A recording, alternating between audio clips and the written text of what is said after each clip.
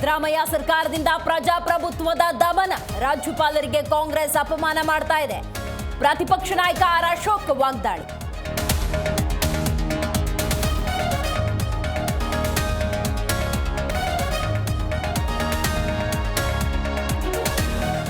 ರಾಜ್ಯ ವಿಧಾನಮಂಡಲದ ಜಂಟಿ ಅಧಿವೇಶನ ಆರಂಭ.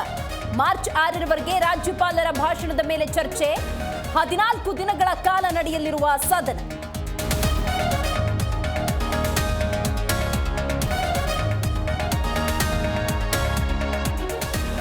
ಪವರ್ ಶೇರಿಂಗ್ ಚರ್ಚೆ ಮಧ್ಯೆ ಸ್ಫೋಟಕ ಹೇಳಿಕೆ.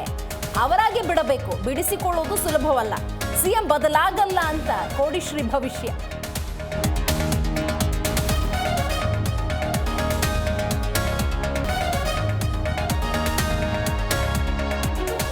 ಮಠದ ಗೋವುಗಳು ಕಸಾಯಿಖಾನೆಗೆ ಮಾರಾಟ.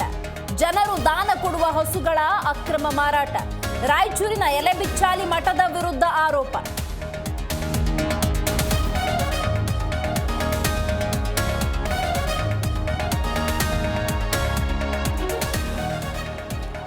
ಏರ್ಪೋರ್ಟ್ ರಸ್ತೆಯಲ್ಲಿ ಟ್ರಾಫಿಕ್ ಜಾಮ್ ಬಿಸಿ. ಹೆಬ್ಬಾಳ ಮೇಕ್ರಿ ಸರ್ಕಲ್ನಲ್ಲಿ ನಿಂತಲ್ಲೇ ನಿಂತ ವಾಹನಗಳು. ಆಫೀಸ್ಗೆ ತೆರಳುವವರಿಗೆ ತಟ್ಟಿದ ಟ್ರಾಫಿಕ್ ಬಿಸಿ.